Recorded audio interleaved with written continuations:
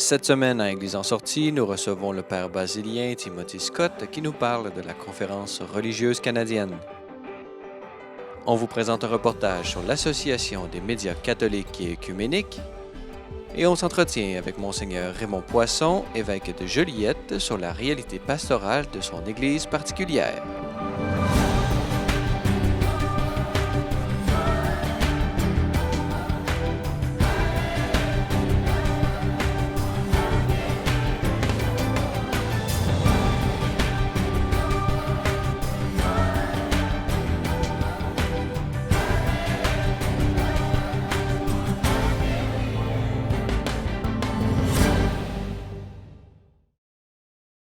Bonjour mesdames et messieurs et bienvenue à Église en sortie. Cette semaine à l'émission, nous allons traiter de la vie religieuse et pour nous en parler, nous avons avec nous en studio le père Timothy Scott. Bonjour. Bonjour Francis.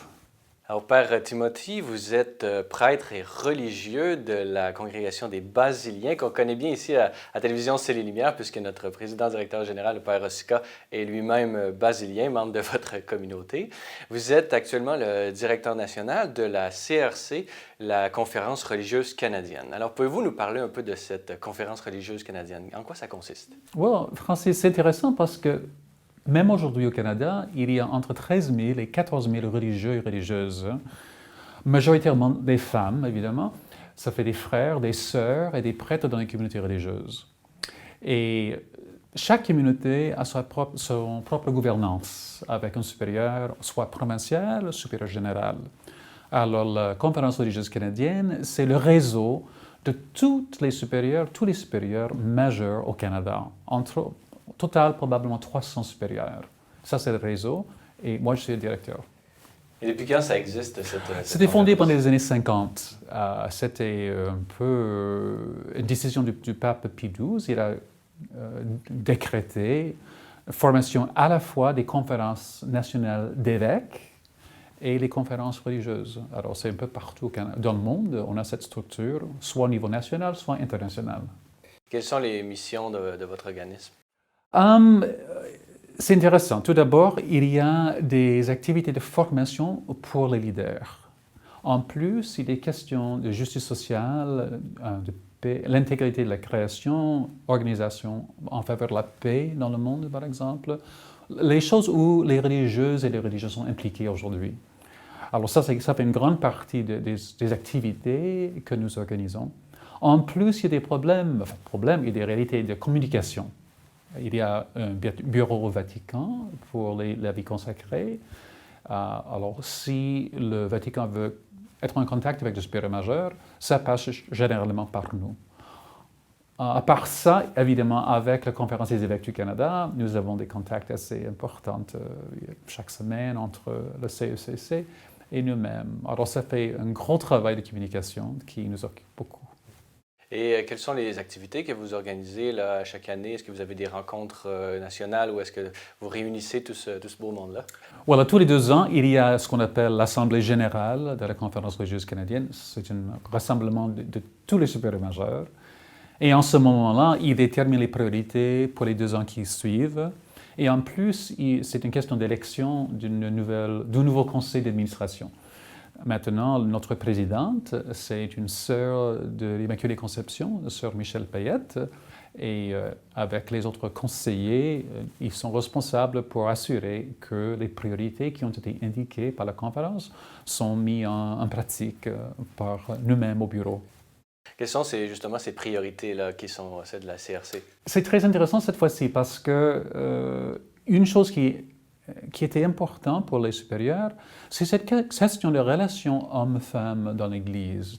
Pas simplement une question du rôle des femmes, par exemple, qui est aussi importante, mais plutôt comment est-ce que les hommes et les femmes, ensemble, sont l'image du Christ et quel est le rôle des communautés religieuses pour soutenir cette réflexion au sein de l'Église.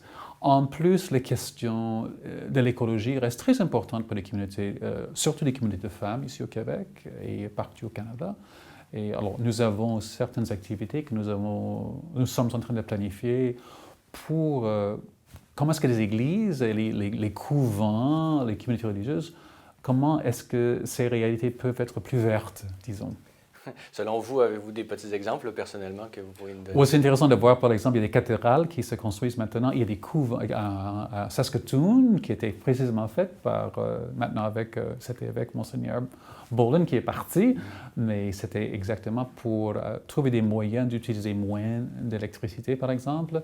Il y a les sœurs à Rimouski et les sœurs du Rosaire qui ont fait un gros travail dans leur couvent, dans leur maison généraliste, pour que ce soit plus, utilise le moins d'électricité possible.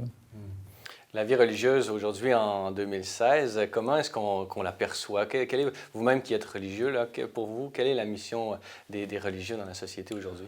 Bon, évidemment, la vie religieuse est en train d'évoluer ici au Canada. Et avec une très grande population de sœurs qui sont âgées, alors d'ici 10 ans, les choses vont changer, je crois. Les communautés religieuses qui ont des maisons ou des provinces hors Canada, soit en Amérique latine, soit en Afrique, en Asie, ces communautés-là sont en train d'inviter les jeunes religieuses et religieux de venir au Canada, soit pour la formation, soit pour le ministère. Et je crois qu'avec ce relève, je crois que les communautés vont continuer. En plus, ce que nous voyons au Canada aujourd'hui, c'est le développement de nouvelles communautés religieuses la chose qui les caractérise, c'est la mixité. C'est des hommes et des femmes célibataires, mais consacrés, et qui partagent un monastère, partagent du ministère, partagent un style de vie. Et on va voir comment, c'est quelque chose, c'est en voie de développement, je dirais. On va voir dans une génération comment ces communautés vont évoluer. Quels sont, selon vous, les grands défis auxquels fait face les communautés religieuses, là, ici plus spécifiquement au Canada, peut-être même au niveau universel? Well, il est difficile, je crois, je ne veux pas séparer la vie des communautés religieuses de la vie de l'Église même. Et évidemment, nous, au Canada, nous vivons une très forte sécularisation, exactement. Et si vous êtes dans une paroisse, vous voyez déjà qui est là. C'est toujours une question. Et les communautés religieuses ne peuvent pas s'épanouir en l'absence d'une vie de foi, des familles, des jeunes. Et alors, je crois que ce que nous essayons de faire, c'est d'appuyer ce développement dans les paroisses, cet épanouissement qui est essentiel pour la vie de l'Église et évidemment pour nous aussi. Quelles sont les grandes beautés de la vie religieuse au Canada spécifiquement? C'est un des avantages de mon travail en tant que directeur général. J'ai la grande opportunité de voyager un peu partout dans le pays et de visiter les communautés religieuses. Et même dans les communautés qui sont majoritairement de personnes âgées, on voit un ministère remarquable. Tout simplement, quelques exemples, par exemple, les communautés qui travaillent avec des réfugiés, qui offrent les cours de français, d'inculturisation ici au Canada, qui offrent les possibilités pour les enfants, par exemple, de faire cette intégration dans les écoles. Alors même si les personnes sont âgées, ils sont vraiment capables de faire quelque chose. Aussi, j'ai la possibilité de visiter des monastères, à la fois d'hommes et de femmes, et c'est des lieux de prière et de silence qui sont magnifiques pour les vies spirituelles. Alors, ces choses continuent au Canada. Nous sommes vraiment bénis de les avoir, je crois.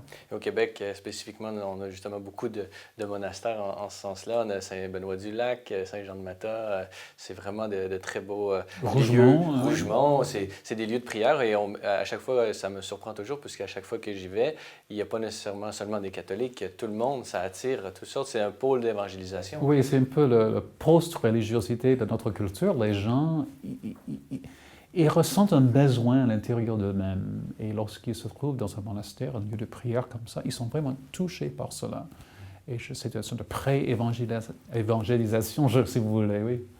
Même le silence, ça touche ces gens. Absolument. Pouvez-vous nous parler aussi de vos espoirs? Quels sont vos espoirs? Qu'est-ce que vous aimeriez voir là, pour la vie religieuse dans la société ou même dans l'Église? Quels sont vos espoirs à ce niveau-là? Bonne question. Je cherche tout d'abord une visibilité plus grande pour la Conférence religieuse canadienne. Nous travaillons évidemment avec les supérieurs majeurs. La vie religieuse a besoin d'une voix dans le public. Il y a des questions qui touchent même le gouvernement. Il y a les réalités, par exemple, de l'aide médicale à mourir. L'aide médicale à mourir. Ces questions sociétales sont très exactement. Les communautés religieuses ont leur mot à dire à ce sujet, je crois. Et ce que j'espère pouvoir faire dans les années qui viennent, c'est de promouvoir cette voix au grand public. Alors, Père Timothy Scott, prêtre et religieux basilien, vous êtes, je rappelle que vous êtes le directeur national de la CRC, la Conférence religieuse canadienne. Alors, merci beaucoup d'avoir accepté notre invitation aujourd'hui. Merci, Francis.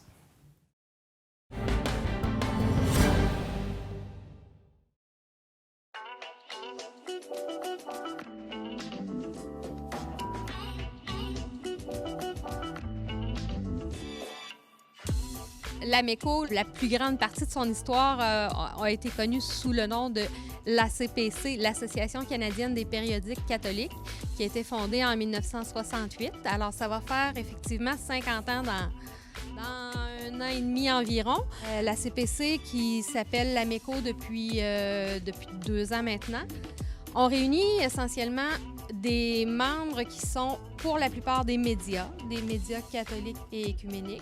C'est-à-dire beaucoup de périodiques, des web-diffuseurs, des radios, télévisions, qui sont des producteurs-diffuseurs de contenu catholique et écuménique. Il ne faut pas se cacher que les difficultés qu'on peut vivre en tant que médias spécialisés religieux, les autres médias les vivent aussi d'une autre manière, avec d'autres intensités, mais la crise des médias qu'on appelle, elle est réelle, puis elle est ressentie dans tous les secteurs de l'information.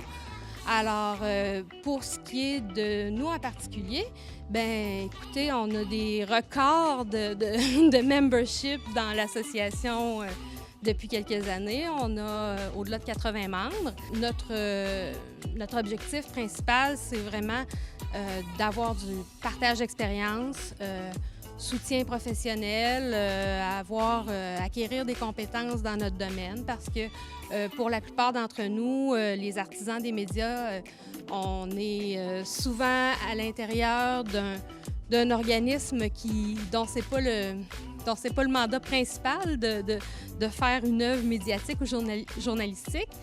Alors, souvent, on est un petit peu seul dans notre milieu à œuvrer dans ce champ-là en particulier.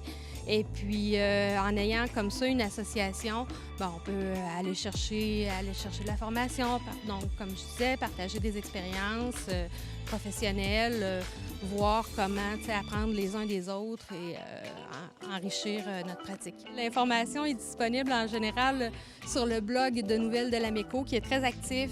Si vous voulez connaître ce qui se fait dans le monde du média religieux, du média spécialisé en information religieuse et spiritualité, bien, le blog de l'AMECO, c'est vraiment un outil de référence. Il y a des nouvelles à chaque jour. Chaque année, à l'automne, l'AMECO organise un congrès à l'intention de ses membres. Et puis, ce congrès-là est aussi l'occasion de tenir notre Assemblée générale annuelle. Et bien, on offre à nos membres de la formation sur un thème, de la réflexion.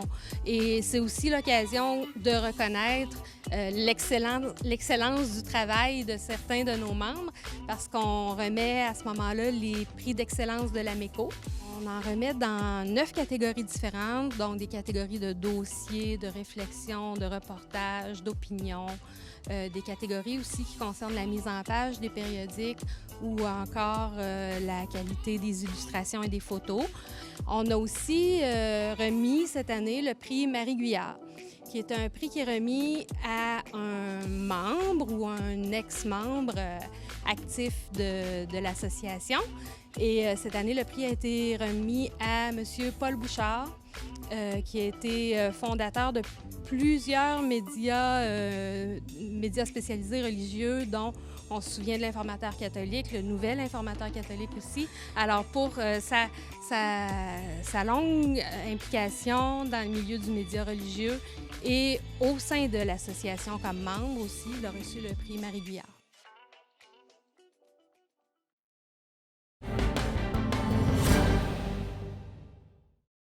Alors, Monseigneur Raymond Poisson, bonjour. Bonjour, plaisir. Vous êtes évêque de Joliette et c'est justement sur cette réalité diocésaine, votre Église particulière, que nous allons discuter aujourd'hui. Alors, peut-être une première question un peu simple. Pouvez-vous nous parler un peu ou peut-être faire une description de votre diocèse, peut-être géographique et pastorale? Alors, la région de Joliette, c'est quand même très étendu comme territoire.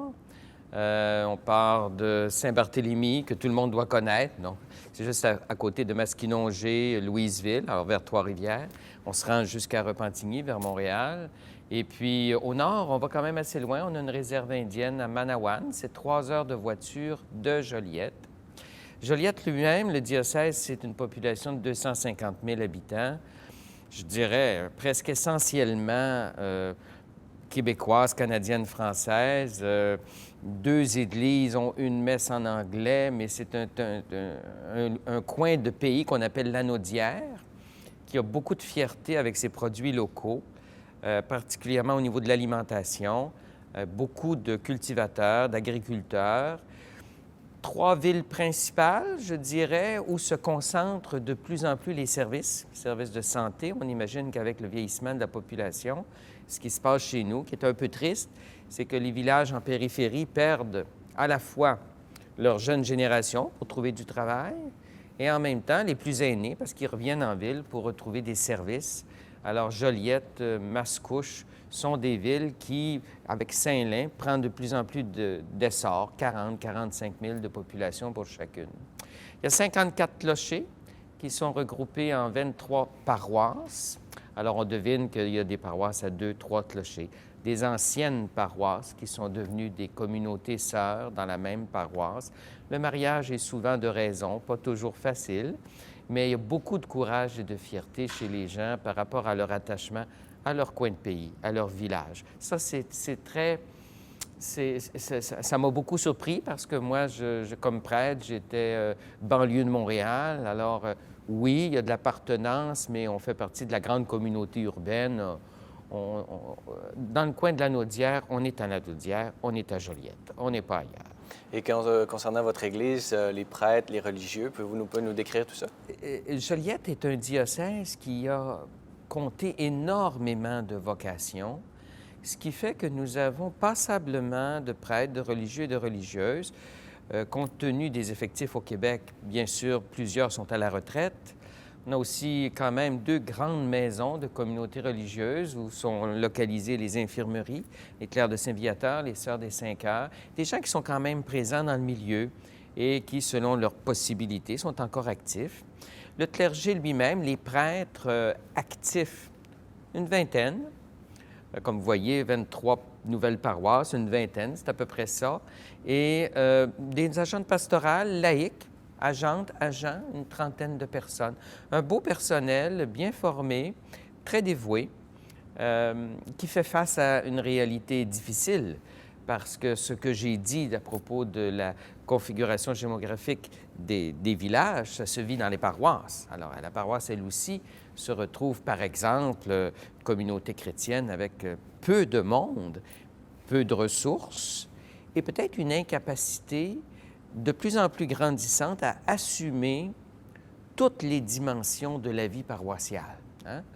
Quand vous êtes dans une église, 25, 30 personnes le dimanche, vous avez un certain âge ou un âge certain, qu'il n'y a pas d'enfant, et qu'un adulte vient vous voir parce qu'il voudrait être confirmé, vous n'êtes peut-être pas capable, comme communauté, d'accompagner, d'accueillir cette personne-là. Alors, j'ai lancé, moi, ça va faire 1 an, le 4 novembre, que je suis à Joliette. Nous avions reçu, moi, j'ai travaillé beaucoup comme président du Conseil à l'Assemblée des évêques catholiques du Québec sur un document qui s'appelle le Tournant missionnaire des communautés chrétiennes. Pour une Église en ressortie. Évidemment, j'en ai fait la promotion chez nous, mais j'ai vite remarqué que les gens de terrain, parce qu'ils sont de terrain, nous demandent souvent, mais qu'est-ce qu'on fait? Qu'est-ce qu'on va faire, Monseigneur? Alors, mon message pastoral du début de l'année ne comporte que 3 pages, mais des décisions assez claires. Alors, par exemple, notre diocèse compte 6 régions, assez étendues, 6 régions différentes selon la démographie. Dans ces régions-là, il y a les paroisses, les communautés chrétiennes, et j'ai annoncé que moi, je travaille avec mon équipe à établir une équipe pastorale, solide, plus nombreuse que l'ensemble des communautés chrétiennes, plus forte, qui compte sur une communauté chrétienne pratiquante plus nombreuse, avec des installations matérielles qui lui appartiennent, une dans chaque région. Alors, au lieu de chercher à combler tous les postes partout, ce qu'on a de moins en moins de facilité à faire, et c'est peut-être pas opportun de diviser nos principales ressources, je regroupe ensemble dans une équipe de 3, 4, 2 prêtres, 2 agents, ensemble, dans une paroisse en particulier, pour la région, pour des services comme je viens de donner l'exemple. Même les familles qui veulent faire baptiser leurs tout-petits, comment chacune des petites communautés chrétiennes peut se donner de quoi pour préparer ces gens-là et surtout leur faire vivre l'expérience communautaire de la rencontre de Jésus. Alors, je compte plutôt sur cette équipe pour toute la région. Je l'ai annoncé à tout mon monde et à ma surprise, j'ai compris qu'ils en étaient plutôt heureux, dégagés. Hein? Il y a des paroisses qui comptent encore sur un prêtre très dévoué, mais qui a peut-être un âge très certain, puis qui sait qu'après lui, ça va être difficile de trouver quelqu'un d'autre, de savoir qu'il peut continuer son bout de chemin, que les gens sont heureux, mais que dans des services comme de la catéchèse, de la préparation au baptême, au mariage, il peut compter sur une autre équipe. Je pense que ça les dégage et ça les aide à poursuivre la route. J'ai aussi dans ce texte un engagement à ne pas décider, moi, de fermer des communautés chrétiennes. Je peux les aider à voir clair. Je peux les pousser à être réalistes. Mais la décision doit venir d'eux. Ainsi, je dis quelquefois en farce, je peux constater le décès, mais c'est pas moi qui va le provoquer. Et ça aussi, je pense que ça libère et ça aide les personnes de la base à avoir de la motivation pour continuer. Parce que vous savez, dans notre coin, des fois, on a des grosses églises, des belles églises. Dans la Naudière, il faut venir visiter ça, c'est beau. Des églises patrimoniales. Et ils sont quelques-uns à tenir cela et ils le font d'une manière ingénieuse. Tout y passe, de l'épluchette de blé d'Inde avec les hot dogs jusqu'au bazar et au marché aux puces, en passant par le bingo, tout y passe. Mais ça n'arrête pas. Et c'est ça aussi de la vie fraternelle et construire un monde meilleur. C'est faire de quoi ensemble aussi. Justement, peut-être, vous avez mentionné ce tournant missionnaire. Quels sont les liens entre ces modifications que vous proposez et les grandes intuitions du pape François? Bien voilà, quand je parle, par exemple, de offrir à quelqu'un qui veut vivre quelque chose avec l'Église, non seulement une connaissance, c'est-à-dire un enseignement, ne pas simplement aller passer 1 heure ou 2 à l'Église, à la sacristie, au presbytère pour entendre parler du baptême de son petit bébé. Ce que je veux avec cette équipe, ce noyau plus fort, c'est faire vivre à ces personnes-là une expérience de rencontre de Jésus-Christ qui va permettre, elle, de célébrer le sacrement. Parce que pour célébrer, il faut avoir de la vie. C'est comme un anniversaire de naissance. Qu'est-ce qu'on célèbre? On célèbre la vie qu'on a avec cette personne-là. Et l'anniversaire n'est pas déconnecté de la vie. Trop souvent, peut-être, nos célébrations des sacrements sont déconnectées d'une vie chrétienne effective. Alors, en essayant de créer ces noyaux beaucoup plus forts, bien, je me rends capable aussi, je pense, avec mes équipes, d'accueillir des gens qui reviennent de loin ou qui ont besoin de cette expérience de rencontre de Jésus-Christ. Jésus-Christ qui, on le voit dans les enseignements et la pratique même du pape, ne juge pas, accueille, interpelle, accompagne et peut-être célèbre. Mais je pense qu'il faut respecter ces étapes-là. Alors, c'est un gros changement quand même, et ça s'accompagne d'un autre changement. Quand je suis arrivé l'an dernier au diocèse de Joliette, j'ai fait l'option de demeurer à l'évêché. La maison avait été vidée pour des raisons évidentes. Là. Il fallait changer la vocation de la maison, qui était devenue avec les années une maison de prêtres retraités. Alors, la maison était vide. Elle avait même été mise en vente. Alors, ça, c'est fini. Parce que moi, ce que je me suis dit, c'est qu'avec cet avenir de nos communautés chrétiennes qui sera différent, j'ai besoin d'un endroit, non seulement pour avoir des bureaux, on a beaucoup moins de monde qui travaille dans les bureaux, travaille sur le terrain, mais un endroit pour que des prêtres puissent demeurer, des prêtres actifs, qui vont pouvoir revenir chez eux se ressourcer, prier ensemble, partager ensemble une vie fraternelle. Chez nous, maintenant, nous sommes 6 résidents dans la maison et je pense que ça a un avenir aussi. Cette maison-là revit et elle devient une maison diocésaine qui peut accueillir, dès qu'on en a besoin, nos agents, nos agentes, nos prêtres, ressourcement, partage, repas, et c'est très agréable, ça. Je voudrais juste ajouter un petit mot sur la région de la Naudière, parce que nous avons le Festival de la musique classique à la Naudière, qui est fondé par le Père Lindsay, les Clercs de Saint-Viateur, très présent chez nous. Alors, c'est une région qui est pleine de ressources musicales. Moi-même, j'ai appris la musique longtemps, alors je suis très heureux. J'étais pour dire, je suis comme un poisson dans l'eau. Tous les dimanches, à la cathédrale ou quand je vais dans des paroisses, il y a de magnifiques animations musicales avec beaucoup de qualité. Puis je pense que ça nous aide à prier, à rencontrer le Seigneur dans la beauté. Je disais que les églises sont riches d'un patrimoine dans la Naudière. La cathédrale n'est pas en reste au cœur de Joliette. Elle a été, si je puis dire, chouchoutée, bien entretenue par la population et les initiatives de mon prédécesseur. Elle est le lieu aussi d'accueil tous les jours, toute la journée. Depuis que je suis là, j'ai insisté pour qu'on ouvre l'Église. Elle est ouverte depuis le début de juin, elle ouvre tous les jours. Et les registres nous montrent qu'on accueille entre 50 à 75 personnes par jour. Pour la visiter, se recueillir, se reposer, essayer de comprendre tout ce qu'elle représente. J'avais une petite anecdote là-dessus. Il y avait un jeune qui est une trentaine d'années, bien mis, qui visitait et qui me dit « Est-ce que je peux vous demander, monsieur, la signification d'un dessin qu'il y a dans une vitre, dans une fenêtre? » Alors, je me suis dit, il veut savoir la signification d'un vitrail. On va voir le vitrail, et c'était un ostensoir, l'instrument qu'on prend pour exposer l'hostie consacrée. Alors, c'est fait habituellement en forme de soleil. Mais le vitrail en question, il y avait l'ostensoir, et l'hostie était représentée, et sur l'hostie, il y avait 3 lettres. C'est tout à fait traditionnel, I-H-S. Mais vous savez, les 3 lettres superposées, le I, le H par-dessus, le S par-dessus. Ce qui fait que ce qu'il a vu, lui, c'est le signe du dollar. Le H avec le S. Pourquoi il y a un signe de dollar dans la fenêtre? Alors, il a fallu que je lui explique simplement qu'est-ce que c'était. Mais vous voyez qu'on se trouve dans un monde où nos gens ont perdu contact avec ne serait-ce qu'une culture religieuse. Je pense que d'ouvrir nos églises, c'est important pour les accueillir. Très bien. Alors, Monseigneur Raymond Boisson, évêque de Joliette, on vous souhaite tout le meilleur pour votre ministère épiscopal dans votre église particulière. Et merci beaucoup de nous avoir accordé cette entrevue aujourd'hui. Merci à vous. Plaisir.